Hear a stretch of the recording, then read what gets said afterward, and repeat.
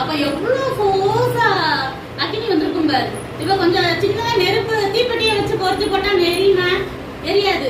ஏன்னா தண்ணி வேற ஊத்தி இருக்காங்க, பக்கத்துல வேற சுத்தியும் வாய்க்கால 12 குடம் தண்ணி இருக்கு, எரிஞ்சிருக்காது. அப்போ வானத்துல இருந்து வர்ற அக்கினி எவ்வளோ பவர்ஃபுல்லா இருக்கும். அதுக்கு தண்ணியை உறிஞ்சி எடுக்கிறதுலாம் ஒரு பெரிய விஷயமே இல்லை, ரொம்ப சாதாரணம். அதுக்கும் இந்த உலகத்துல உள்ள அக்கினிக்கும் சம்மந்தம் கிடையாது. அது தேவனுடைய அக்கினி. அப்ப எல்லாத்தையும் அப்படியே எரிச்சு போட்டுச்சு.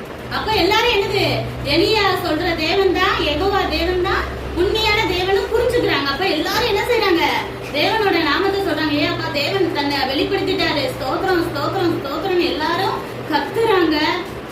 அப்ப எல்லாரும் கும்பிடுறாங்க, கீழே விழுந்து கர்த்தரையே தெய்வம், கர்த்தரையே தெய்வம், இவர் தான் உண்மையான தெய்வம் அப்படின்னு சொல்லிட்டு கும்பிடுறாங்க.